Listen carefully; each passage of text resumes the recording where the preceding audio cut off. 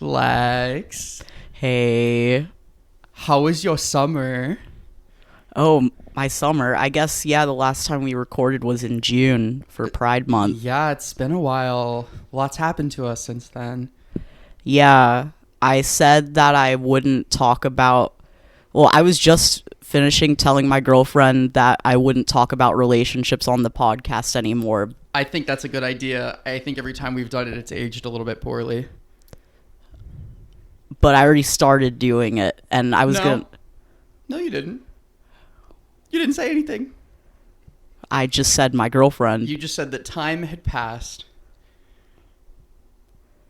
So, well, I was going to update you that I'm currently polyamorous. Congratulations. Thanks.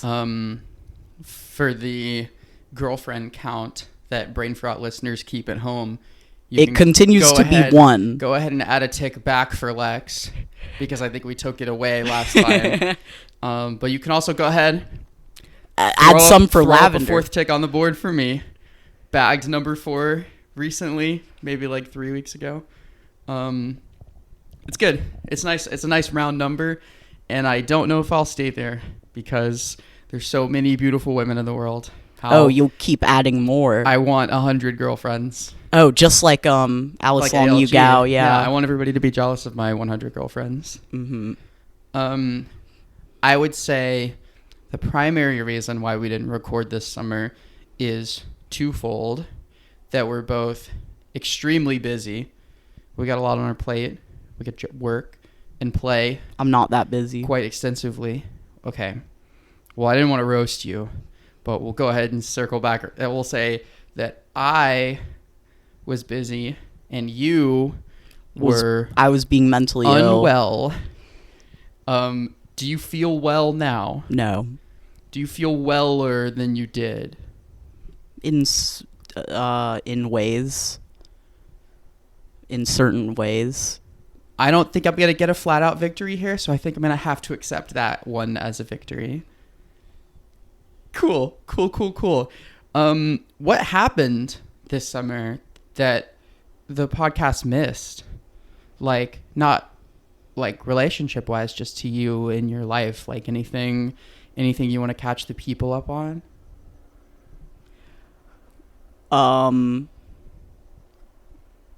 Well, low-key, my life is my relationships, but I guess we did that already, so what's next?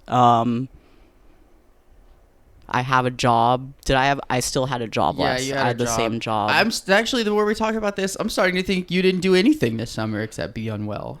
Well, hold on. Let me think. Yeah, I think that's right. Cool. I'm leaving that dead air in for exactly the length. I'm not editing that out at all. That's perfect. No, well, I started the process of becoming well. I'm seeing a psychiatrist. Through psychiatry, the dark arts of psychiatry? Yeah, she told me that I have holes in my brain from smoking weed. Do you think that's true? I thought that it was like bullshit at first, but maybe. I think because I have the virtue of having known you long enough to know you before you were really as big a stoner as you are now, that in my opinion, I'm not a psychiatrist, I'm not a doctor, but I think that the holes have been there for longer than you've been smoking weed. Yeah, I think that's true, actually. I went on Reddit and it was like actually they already have the holes in the brain. That's why they're smoking weed. So the weed is the medicine for... There's a sort of cause and effect issue going on here. Yeah. Interesting. Well, I hope it fixes the holes in your head. I hope so. What did you do this summer? I saw a bunch of people that I imagine will be listening to this podcast. Took 2 of the girlfriends up to New York for a little trip. Got to visit Brooklyn, where I used to briefly stomp around a little bit. Got to go off up to San Francisco recently for Folsom, which we're going to talk about. Had a blast at Folsom. Those are like my 2 big trips. But otherwise, yeah, I don't know, just stomping around LA, doing my old shit, going to raves, going to functions, meeting transsexual people, spreading the good word of our people to anyone who will listen. That's great. I hagsed. You hags. I had a great summer. Oh, yeah. True. Welcome to episode 19 of Brain Frot. Yay. My name is Lavender. My name is Lex. And my pronouns are normal girl pronouns. And mine are the non-binary ones. And there's a good chance that you're listening on Spotify, Apple Music, whatever, the regular formats that we've always been on.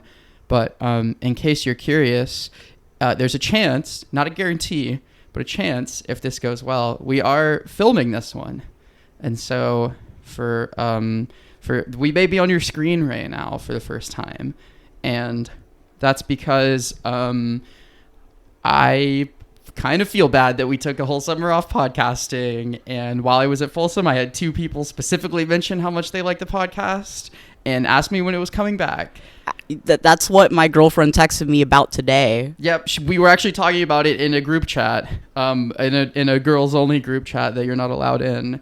But yeah, we were talking about how long it's been and bringing back the podcast. And so hopefully this may be a learning experience. But even if it flops and there is no video, maybe we'll learn something and be able to do it in the future. But hopefully you're watching Lex teeter back and forth on the couch. You're watching me drink this Prosecco on my little chair.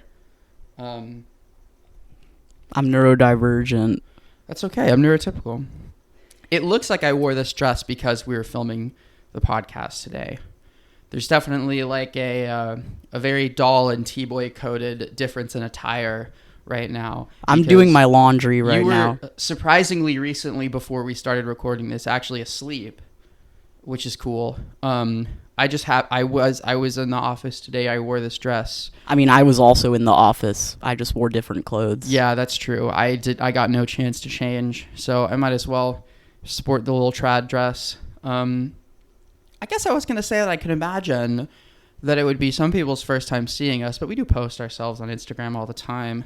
I guess if you somehow stumbled into this through like a Spotify or Apple Music algorithm and don't actually follow us on Instagram, this is what we look like, I guess. It could be their first time seeing us talk. True. Somebody that came up to me at Folsom and recognized me specifically, the first thing that they mentioned was the podcast. They were like, sorry if this is weird. I'm guessing they're going to hear this, so I'm going to treat them normally because it was extremely normal interaction by like getting recognized standards. But they were like, yeah, sorry if this is weird, but are you Lavender? And I was like, yes. Which I thought was interesting because she didn't ask me. They didn't ask me. I don't actually know this person's pronouns. I'm going to go they for safe reasons. They didn't ask me, like, are you sissy allegations? Which is what normally happens when I get recognized. Like, people know what my name is.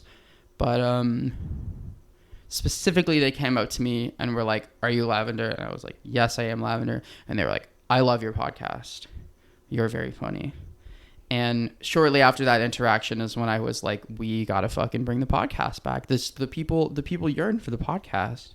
So they didn't say anything about me. Unfortunately, I wish I could report back, but they did not say anything about you. Excuse me. That took place at Folsom, at a Folsom after party the day of the fair, which was Sunday.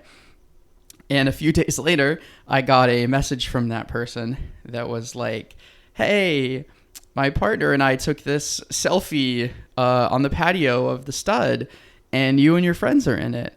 And sent me the photo, and it is a Tboy mutual of ours smoking weed with one of my girlfriends, sitting next to another one of my girlfriends, and her girlfriend, everyone doing some kind of ambient socializing.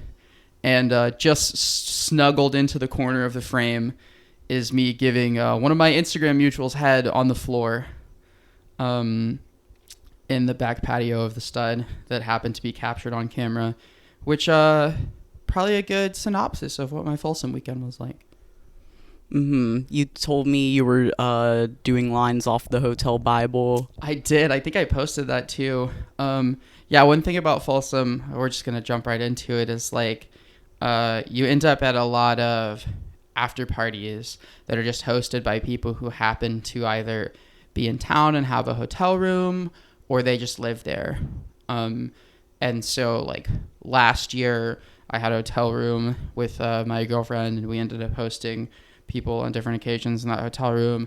This year I was staying with friends, but my other girlfriend had a hotel room. We ended up there for after party one night. We weaseled our way into some strangers after party, play party in their hotel room and had fun there. But specifically at the hotel room, there were, party favors that require a surface, typically a mirror. And there was a perfectly good Bible that the hotel room graciously provided, I presume for the purpose of doing lines off of. That was what we used it for. And it was nice. It was good. I can't honestly say if they hit different or not. I was a little busy. But yeah, I guess the first thing we'll talk about in this episode is Folsom. Seems pretty aligned with our brand, and I was just there. But I've been yapping a lot, so I'll start with you. Is that the kind of thing you'd ever be interested in going to do? Folsom Street Fair? Yeah, I want to go at least once. I don't really ever have money to travel, but if I did, I would love to go. To participate in exhibitionism, to participate in voyeurism, to just be around a bunch of gay and queer people, contribute to the broader kink scene, to buy stuff. Why? What about it interests you?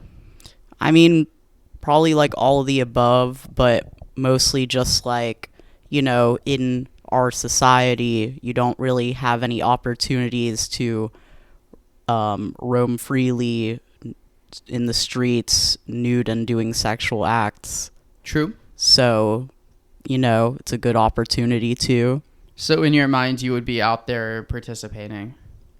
At least in some way. Okay. Because I brought real quickly.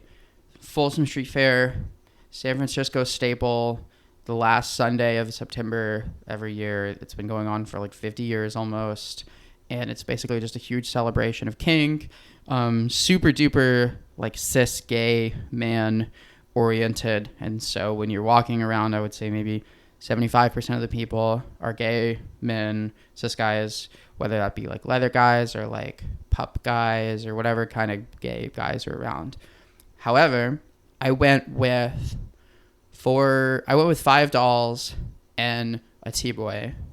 And so there's a portion of the fair down one of the side streets that's called the Playground, I believe. And that's the like not cis gay men section. There's these little like pink barricades and like butches guarding the entrance, and their ability to clock you dictates whether or not you're allowed in the like women and non-binaries area, which I have a habit of calling the doll zone, but it's not just the doll zone. Like that's where all the dolls are, but that's also where a lot of the NBs are and the cis women.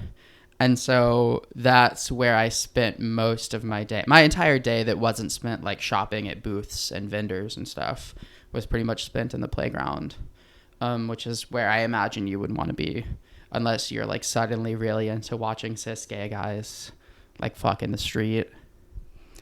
Not particularly. It's cool, but the novelty wears off when you can go watch dolls fuck in the street. I was there with 2 Folsom first-timers, and 2 of the initial reactions that they had were how big it was. I don't think they were anticipating just how many people were there. I think it is Folsom Street. It is like 6 city blocks of Folsom Street, I think, and like side streets on either side. And most of the places that you go are like shoulder to shoulder walking traffic with people. So it's a big fucking event, and there's a lot of people there. And so I don't think they were prepared for just how many people are there, you know, and how bustling it all is. And like, I don't know, we're a bunch of lesbians. And so I think they were a little surprised to see, you know, a bunch of fucking gay, like naked men just kind of sauntering around, which I think is cool. But it was a little surprising for the people that I was there with for the first time. But yeah, I mean, I don't know exactly what the best way to prepare them for that. You know, I guess just telling them in advance that the function is way bigger than you think it is. But even that, I'm not sure it prepares you for both the magnitude and just the proximity to sex that you may have never experienced before.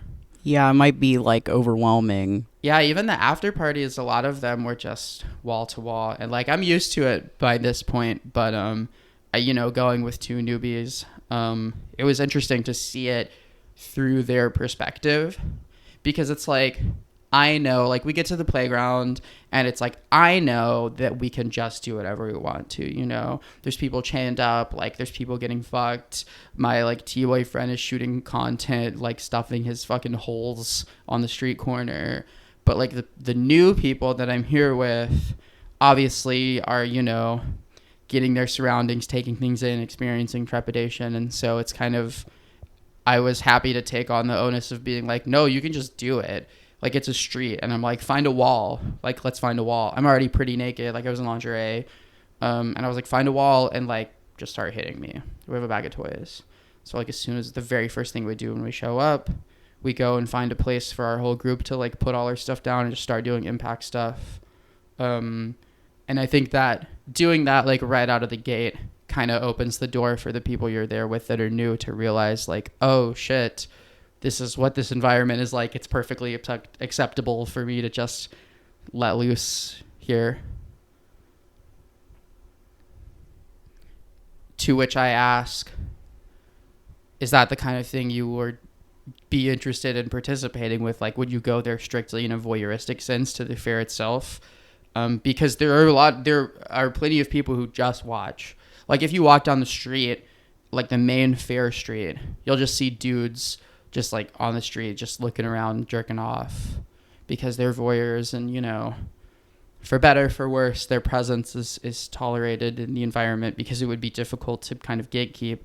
But even when you get into the playground, there's a bunch of people walking around who are not directly participating in anything, but they will watch. At one point, I was giving both of the newbies, which is my new girlfriend and her girlfriend, I was just like giving them head up against a wall. And when you start doing that and you're really pretty and the person you're giving head to is really pretty, people will just stop to watch. And I think another thing that kind of surprised them is, like, you know, looking around and realizing there's like 10 to 20 people watching you get head on the street in broad daylight. But they were the type of people for whom that was really sexy. Like, I think that helped them settle in a lot. And so I'm just picturing, like, I know you have a little bit of anxiety, but you're also pretty horny. You're pretty sexually confident for what it's worth. I'm picturing you and your ability to cut loose there, and I think you would have a good time if you allowed yourself, I guess. Yeah, I mean, I wouldn't, like, feel too weird that people were watching me, but it's like, I don't know. To me, part of the fun of being a voyeur is being kind of an active participant, even though you're like not part of it, you know, like in a cuck sense? Like could be in a cuck sense, or just like kind of like a cheerleader kind of. Oh, we could dress you up as a little cheerleader, bring you to Folsom, make sure everyone feels encouraged.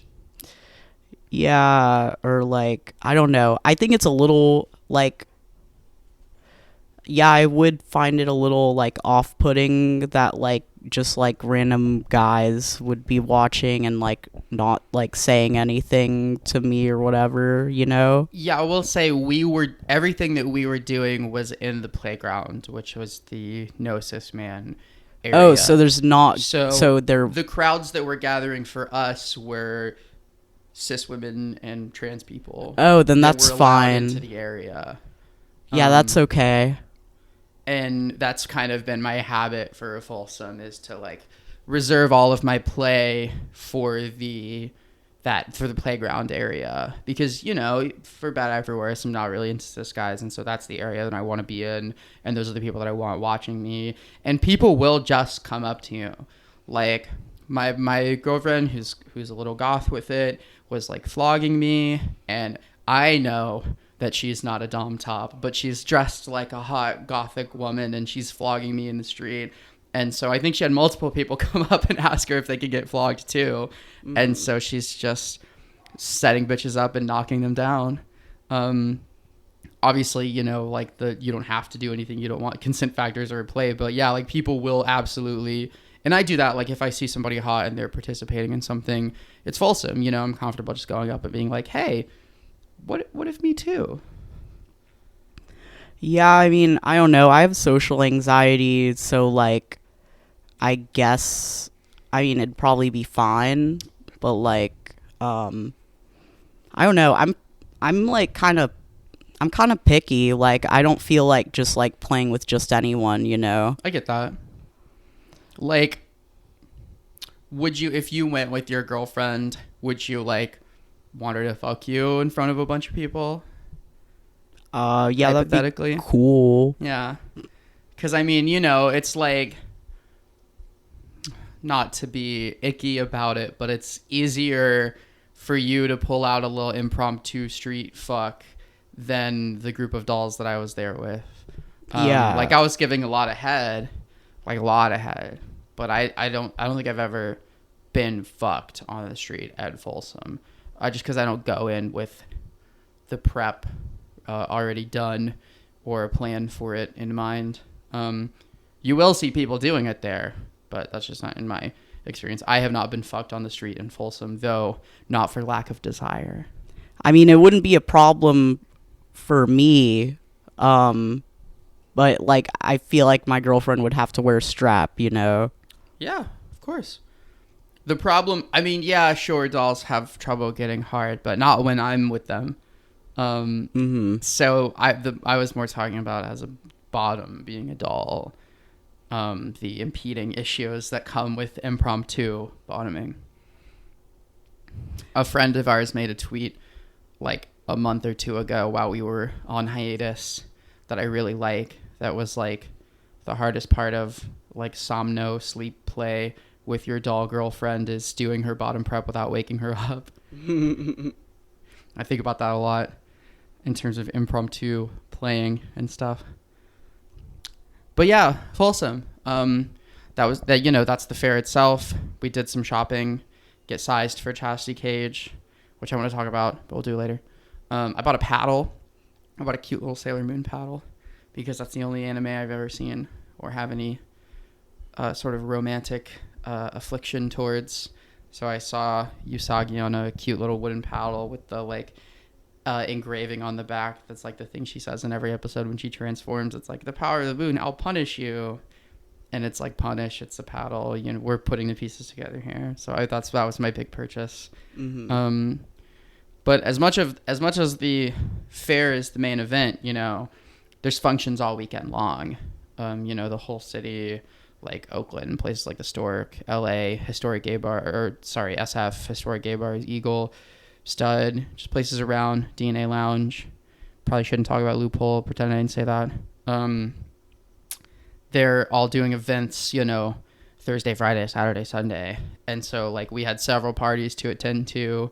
We even got caught up in a bit of controversy about one of the parties. Did I tell you about this? Yeah, you did. Okay. Bay Area girly pops will know what I'm talking about. But, like, one of the parties, like, weeks in advance of our trip, one of the parties that we put down that we were like, okay, we got to go to this, was called Dream House was at this hotel in San Francisco called the Phoenix, which someone told me was closing down. I never verified that, but whatever. And the flyer for it includes girls in bikinis and a pool. And so I'm like, I packed my bathing suit, mind you, to go to San Francisco in September. I was fully prepared for it to be fucking freezing. But I was going to do it because it's fun and because it's Folsom, so it's probably kink adjacent in that sense. Wrong. Literally the day before the party, they send out an email that's like, only people who are staying at the hotel can use the pool. And also, this is not a play party. And it was a really popular function, I guess. Almost everybody I know in the Bay was planning on going. And that rubbed some people the wrong way. I was seeing a lot of Instagram story posts. One comparing it to DashCon, which I thought was really funny. And just a lot of people mad that they had spent between $30 and $60 on a party that was basically just a function in like a hotel common area. Like it was kind of like a social. It was cute. Like there were DJs and drag and stuff, but the misleading poster implied that there would be swimmies. There were no swimmies. And there was also no play. So what the fuck? That was like, even a bunch of people that I didn't see at Folsom that I just know in that area, I saw just everyone erupt with posts about the controversy. They're blowing up the Lex app. They're posting Discord screenshots. Seems like kind of a big deal. And I don't blame them. It's fucked up, in my opinion. Yeah. It makes me think of when we went to a mutual friend's backyard summer party and there was like bikini photos on the flyer, but the flyer also said there is no pool. I do remember that. And as I recall, there was an inflatable pool, but there was no water in it. There were like pillows and blankets in it, and people were laying in the pool. Yeah. I never made that connection. Mm-hmm. This is why we have these kinds of discussions. What else do you think about Folsom? Like if you were going to go, what would be your kind of weekend bucket list? What are some things that you would want, be it the parties or the random hotel room afters? Like what would you go into the weekend hoping if you go with us next year?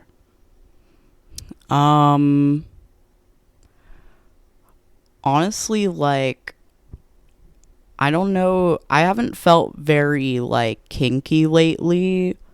I've just felt like more just like sexual in the like, I don't know, kind of vanilla sense. Sure. So, I mean, it'd be like cool to like hook up with people and do drugs and, I don't know. I feel like I low-key sound boring, but like, no, it's okay. I mean, it's not a competition. You find the fun in it. You know, you make the fun in it for yourself. And hooking up with people and doing drugs is kind of like a real easy thing to find when you're at Folsom. People are pretty available. Would you go puppy with it? Because the boy in our group was very puppy ears all weekend. You know, barking at people. Very much made it like a pup / pet play kind of experience for the whole weekend. Maybe. I don't know. I feel like non-committal right now. Yeah, I mean, you have plenty of time to think about it. But like, yeah, you could go to the fair puppy or to a play party puppy. Like we can write like, you know, pet me and a Sharpie. People will just come up and give you pets, and you can be like, or whatever it is you fucking dog boys do. Mm-hmm. I guess you could growl at them, I guess, if you don't like them. Someone pets you, you're like, not you. Women only. Dolls only. That's cute. There's another thing that I want to wish you in addition to a happy 19th episode of the podcast and a happy end of summer. I'd also like to wish you personally a happy Locktober. Me. Because we're recording this on October 2nd, which is Taylor Swift Day too. I'm halfway through that album. Not even going to go there right now. But you'll see my thoughts about it if you know where to look. Trust me. Are you locked up right now? I am not at liberty to answer that question on camera, but yes, I mean, it's October. You said you can't answer it, and then you answered it. No, that didn't happen. Are you gonna get in trouble if you're not locked up? I mean, that's not really up to me. Actually, it's funny you would ask that specific question because, as a polyamorous person who is in a submissive role with each of the people that I have a relationship with and several others, it's a little bit of a power struggle. Who gets to say, right? We were actually kind of talking about that at Folsom, kind of settling in on like the idea of a key holder and like what permissions you're allowed, because obviously everyone likes to approach that differently. Like, I don't know, I guess I won't name names, but like I have a partner who is like very interested in the idea of like denial, and perseverance and like staying caged in the sense that like I am not allowed to engage in that way. Like people do October and like don't come for the whole like month. But then I have another girlfriend who just thinks I look cute in chastity and she likes to top me, and if she hits it right, I will come. So it's like, what are the rules for that? Like I had to have a few very funny conversations with partners about what Locktober means to a poly person. Yeah, like one of them is gonna lose the key. Okay, it's funny you would say that actually too. You're hitting on all my talking points because there's only one of my partners that I trust to be the literal actual key holder, and I think you know which one it is because the other two would lose it, and they're actually pretty upfront about the fact that they would lose it. And so yeah, she my like actual literal physical key holder is a key holder for a collar that I have, and she holds it year round. So she's got it on lock. I know she's not gonna lose it and leave me stuck. Do you still have the key to my collar? I think I do. It's in my wallet. You should give that to your actual girlfriend instead of me. I don't know. It's kind of sentimental that you have it. Oh, a podcast bestie. Platonic key holder. Even though I don't think we were platonic when you gave it to me. Sentimental is a complicated word in that instance. Well, you were the original owner. That's such being described as an owner don't even sound right. I think I wished you a happy October specifically because there's what's the right word? Notorious, infamous episode of this podcast, beloved even. I think it's episode 3 where I tell a very funny story about a very high on K Lex who is very determined to put on my chastity cage, like put it on to you. And it's not made for you, but we had this discussion. Do you remember this? This is all coming back to you. Like you were really locked in and pretty certain that you were going to be able to put a chastity cage designed for a penis onto you. I think this is the most listened to episode of the podcast, so yes. So we're kind of we're looping back around to old favorites here. Let's talk about chastity. It's October. I don't have anything else to say about it. Wrong. I'm going to make you say stuff about it because there's actually a lot of interesting facets, and it even intersects with what the topic that you brought up earlier, which is the lack of bottom dysphoria among transmasculine people, at least compared to transfeminine people. Because for some people, there's a lot of different ways to approach being a chastity bottom. But for some people, trans women in particular, part of the appeal of chastity is the kind of complete demasculinization of the function of your genitals. And it can feel very feminizing in like a kind of touchy, like sissy coded way, but also just very personally feminizing to have that sort of conventionally understood masculine genitalia trait extracted from you and replaced with these kind of cringe-inducing words we see, the kind of softness, limpness of not being able to get hard, not being able to use, like not being able to fuck anything, very feminine affirming. And in that sense, I kind of understand why chastity would never be as popular with T-boys. But in the past 2 days of wishing a bunch of people happy Locktober, I've had like 3 separate instances of T-boys being like, damn, I wish I could participate in Locktober with the girlies, like low-key feeling dysphoric that I can't be humiliated like the like pathetic sub dolls can. And we literally mused on the idea of Tboy Chastity and like a chastity cage. And then like a year and a half later, I get a random new Instagram mutual who has like a leather shop. Their Instagram is Queer Suave by Nico. And he makes chastity cages specifically for trans masks. And I made a little meme about it. I sent it to my bestie, my little baby boy who makes memes as dog boy swag. And he was like, like when the paycheck hits, he's unemployed. When the paycheck hits, like I gotta pick up I gotta go crazy with this fucking chastity, Tboy Chastity.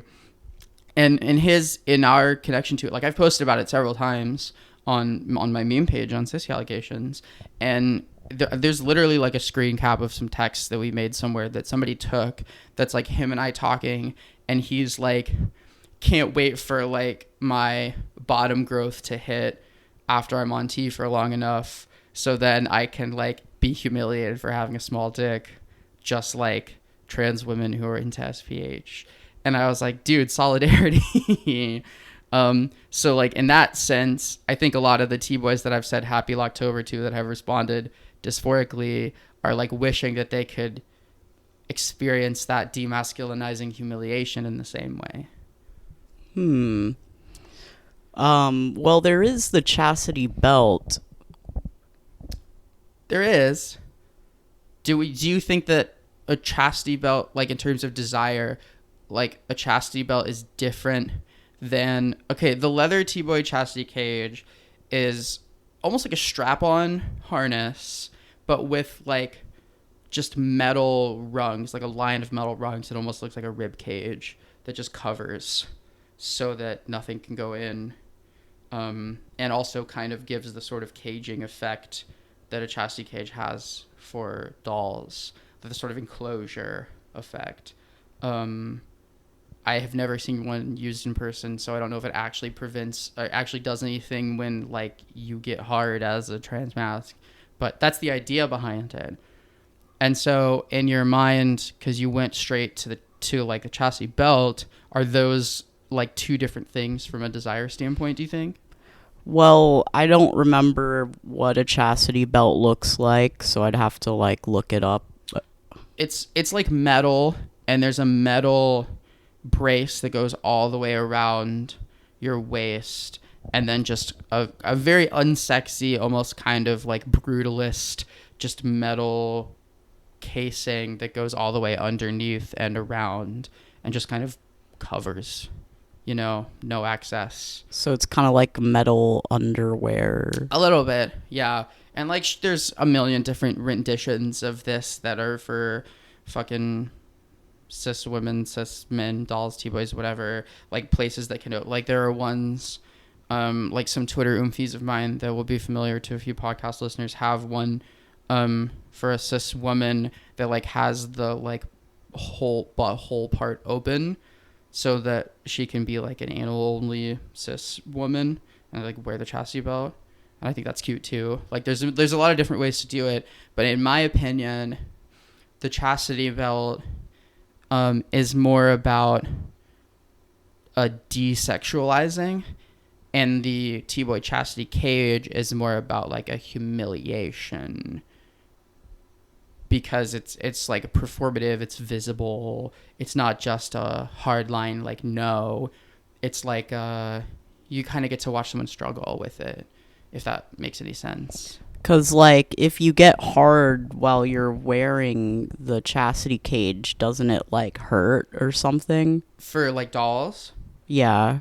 Yeah, I mean, it can hurt a little bit if you're, like, I don't know. I mean, maybe it hurts more for, like, men who are way more inclined to get and stay really hard. But in my experience, especially after years and years on estrogen, it's not so much that it hurts because I'm getting hard as it just prevents it entirely. Like, as soon as I get hard enough to reach the end of my cage, which is pretty small, so that's not very hard. It's just like, it goes away. Okay, because I was just thinking, like, if I got hard while wearing the chastity cage, that would hurt probably. Would you want it to hurt? I don't know. Because there's the argument for it hurting being a kind of inescapable punishment for your own horniness. And that's hot in a sense, you know? Like, you can't control yourself, you got too hard, so you get the ouchie cage. There's certainly an angle through which that could be cute, but I know what you T-boys are like, so there's no such thing as controlling yourself. Yeah, I mean, I think that'd be, like, cool. I don't know. For some reason, I have, like, no feelings right now. Cool. Okay, picture a version of yourself with feelings. Because we've talked about this on the podcast before. Like, your humiliation is within the realm of things that you're attracted to. Like, you like it when, a dominant doll finds a way to, bully you, embarrass you, humiliate you. And there's a huge part of chastity that is more about the humiliation and the embarrassment than the pure denial. Like, do you think that's something you could hypothetically enjoy? It'd be, like, hot, like, as edging, but, like, they'd need to, like, take it off and fuck me after. Right, like, you need the release. Yeah. Yeah. I guess that's fair. If you were more into anal, I know you're shaking your head at me, but in my case, the release, like, I don't need to lose the cage to experience the release. Like, that's not, my dick is not the central point of attention for pleasuring me anyway. And so I can have it both ways. But I can totally see how for you, you were like, okay, this is cute, but, like, let's come on. Let me out. Let me go. There's no part of you that thinks that the denial is hot. I think it's hot, but it's, like, not the end goal for me. You want to come, respectfully. Well, like, I mean... Or just get piped. Yeah. Gotcha. So, to that end, do you think that intersects with transmasculine bottom dysphoria at all? Yeah, I mean, I was gonna talk about that, because I just saw a post. Transsexual temptation, right? Yeah, they were posting. Shout out Oomph. They're or he, I don't know. He, they, maybe. I don't know. To be safe. Well, they were posting about, like, something stupid, like, that was, like, like, it was, like, they were posting about someone who was stupid, is what I'm trying to say. They said something like, oh, it was someone who, like, made, like, a trans bathroom sign, and, like, I saw this. The, like, male symbol had top surgery scars, and then the female symbol had a dick and balls. Yeah. So everyone, or, like, so, like, the person who made the post, called it out and was like, it's weird that the trans guy representation has had some form of gender affirming surgery and the trans woman symbol has not. It's still defined, by her dick and balls. Yeah. I saw this all over my timeline. We're in agreement that that's really stupid, right? And Yeah. that the person who made it was like really stupid for doubling down on it so hard. Yeah. But then like it got me thinking about how like, you know, bottom dysphoria is really prevalent for a lot of trans women. And as I was looking through the post, it was like a screenshot of like a Reddit thread or something that was like giving statistics on how many trans women are dysphoric or have bottom dysphoria and pursue bottom surgery versus trans masculine people, and like the percentage was way higher for trans women to seek out bottom surgery compared to trans men. Mm-hmm. And I thought that was really curious, and I started thinking about why. I want to hear your conclusion. Well, no, it's your perspectives would be more valid than mine, but I have my own thoughts on it, but I kind of want to hear what you have to think before we cross lines. Yeah, I mean, I think there's a lot of reasons, and I was like reading some like different people's perspectives, and like I don't know where to start really, but I think part of it is, I think a big part of it is that dysphoria usually starts or is most noticeable in the characteristics that are sort of, I guess I would say, public facing, like people can Visible, see yeah. visible Yeah. sex characteristics, like you know, top surgery is way bigger thing for trans guys than bottom surgery, because like, you know, people can see breasts, you know, and like it's less noticeable if you like have a like bulge or not, you know. Yeah, definitely. And then like but then it's like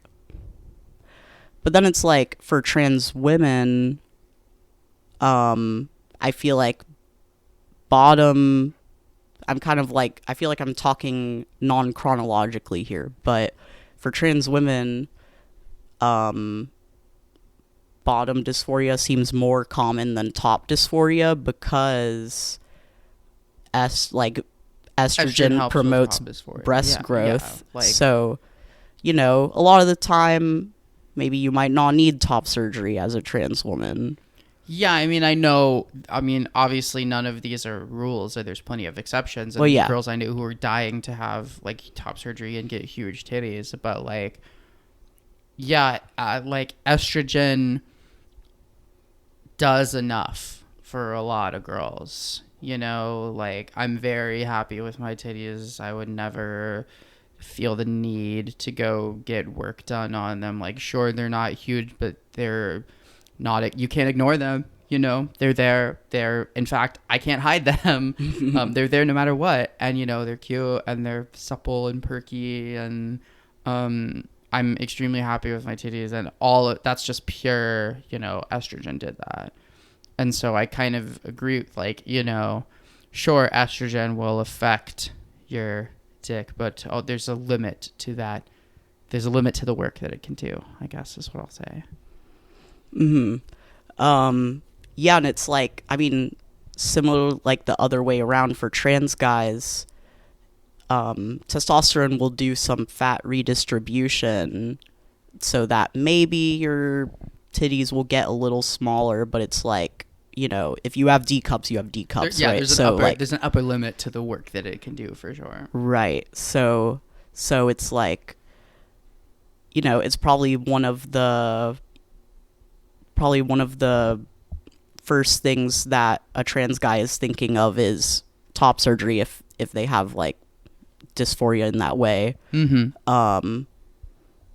Whereas trans women, and I know I'm speaking very generally here, you know, like bottom, like, trying to think how to say words. Like, I know that, like, people are not usually seeing... People don't usually see your genitals in, like, the day-to-day. Like, the most they might see is, like, maybe your bulge or something, if, like, you don't tuck or whatever, or if, like, you know, whatever. But I think that... actually I was talking to my friend Charlie about this. They said, I mean, who designed the logo? They designed the logo. They are not a trans woman. Trans mass. Yeah. But they said that, you know, I feel like it always boils down to trans misogyny, just that, like, you know, there's that, like, prevailing image that transphobes have of, like, a girl with a dick. Mm-hmm. So, like, I feel like that's such a pervasive stereotype, I guess, of being transgender, or, like, being a trans woman, that, like, it's what transphobes and conservatives, like, that's, like, one of the first things they'll say about you, you know? Mm-hmm. So it would make sense to me that social pressure would cause a lot of bottom dysphoria in trans women. What I was also going to say is, and this is like my personal view. Sure. And this is, like, now we're getting into, like, sexual territory. Personally, I mean, I'm a bottom, and as you have stated, I don't really do anal. Yeah. So it's like, you know, that's my hole. Yeah, right. And you couldn't get bottom surgery because they would take your hole away. They would take my hole away. And then what would you do? And I can't have that. I can't have that. Totally understand. I mean, I think there's some surgeries you can get where you still have a hole and a dick. Sure. Well, I have a hole in a dick. Well, yes. But it's like, I know what you mean. Okay, also what I was going to say is the T-dick is already a dick. Correct. You don't need bottom surgery to have a dick because testosterone gives you one. Mm-hmm. Lord willing. T-dicks are hot. Woof. I agree. Talk about my flashback to my Folsom weekend. God damn. Yeah, correct. Before this recording, I was looking at pictures of metoidioplasties. You know, meta I don't know surgery. How to pronounce it. No. Metoidioplasty. But do you know what that is? Is that T-boy bottom surgery? It's like just like making your T-dick bigger. Right. How do Whereas, they do that? as opposed to like a phalloplasty, they're like, constructing a dick for you. Yeah. Right. So I didn't really get into the mechanisms of how the metoidoplasty works, but somehow they make it bigger. That's awesome. And it looks the same but bigger. You hit on two of the reasons that I had originally had in my head for why trans women are more likely to get bottom surgery. Can I finish my thought? Take it away. And I also found out about scrotoplasty, where they make balls. And this is actually bringing me back to the Tboy Chastity cage, when I was trying to explain to you in episode 3 that the lips are the balls, yes, and the T-dick is the dick, and that's how I was going to get in. That's how I was going to get in.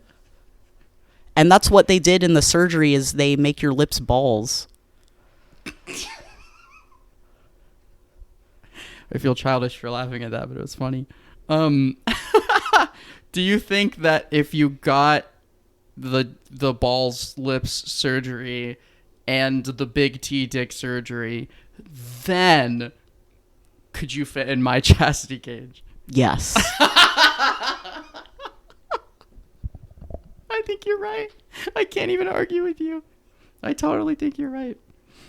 What a great! I'm so glad you took the conversation back. What a great place for it. It only took us like an hour to get there. That's okay, man. Was the journey fun? So what were you gonna say about? I was gonna say the other reason that I had in my head is just the raw. I gotta tread lightly here. The raw effectiveness of the different kinds of bottom surgery. Like I would say, in my admittedly limited and non-surgical expertise understanding of the different bottom surgeries, like for dolls, they're working with what they're working with. It like you have everything that you need to have bottom surgery already, and it, at least in passing, seems a little bit more of an effective recreation of a vagina. I know it's not perfect and there are things that are missing, but they're able to do, I mean, you've hooked up with girls with bottom surgery. I've hooked up with girls with bottom surgery. They're able to do amazing things. And I think for a lot of T-boys that I know that don't want bottom surgery, part of the reason is just that there's a limitation. It's a more involved endeavor in the terms of that they have to take something from somewhere on you in order to create it. Yeah, it's and like additive. The final results are usually, though I guess not always, not as effective at passing as natural genitalia. They can, exist in kind of an awkward space because of surgical limitations in creating a dick and or balls from scratch from a person's genitals. And so it was in my opinion that part of it kind of had to do with the level of effectiveness of the recreation. I think that's true. Like, it definitely, like, phalloplasty, I looked at some pictures and I don't think we're quite there yet. Right. I know what you mean by that. We're being careful, but it's because, yeah. I mean, it doesn't have anything to do with the people who do choose to get that surgery as so much as, just the surgical and the biological limitations. We're being so, like, PR, so fucking woke, so politically correct right now, but I think we got our point across. Mm-hmm. But, like, yeah, I mean, like, the, like,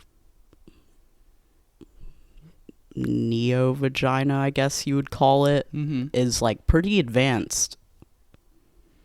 So you would not trade genitals with me right now? Forget bottom surgery, just easy peasy, wave of the wand, quick swap. You're turning that down. No. Because then you would only have the hole you don't even use. Yeah. For fucking. Mm-hmm.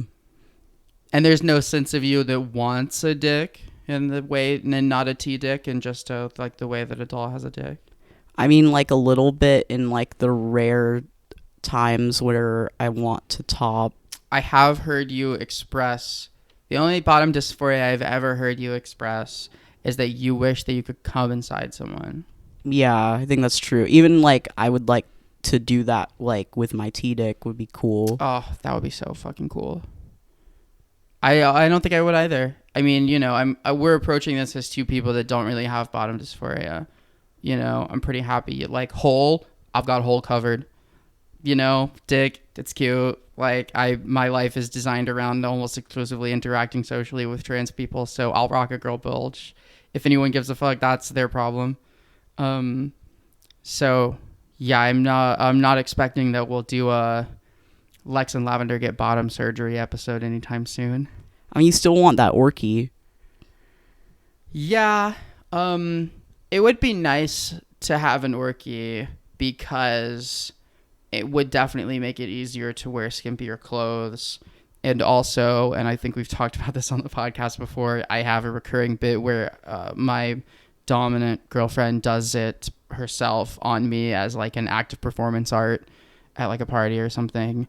And you know, DIY orgies exist. They're a thing that happens. People have them and survive them. She read, God bless her, a couple of books about it in order to try to gauge the possibility of it. So yeah, I would take an orgy if it was really easy. Like if I could snap my fingers and not have balls, I think I would do it. But I can't say it's something that bothers me. I'm also a little bit of a CBT girly. You know, they look cute in the chastity cage. Like I'm not using them to produce, sperm that can impregnate someone. So I'm comfortable with the lack of purpose they serve. It does not induce dysphoria in me.